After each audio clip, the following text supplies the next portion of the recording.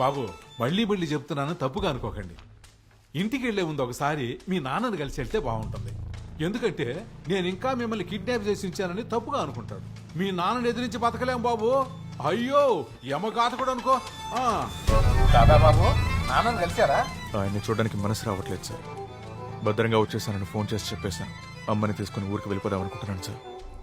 కొంచెం డబ్బులు కావాలి, ఇస్తారా? మీరు నాకు ఎంత పెద్ద పని చేసి పెట్టారో. మీకు ఎంత కావాలి? వెంటనే ఇంటికి రండి. మీరే చూసి ఇవ్వండి సార్, కానీ మీ ఇంట్లో వద్దు. ఓ అలా అంటారా? సార్ మీ వాళ్ళెవరూ లేకుండా ఉంటే పోనీ నా తోట బంగ్లాకి వస్తారా? అక్కడ ఎవరు ఉండరు, రండి.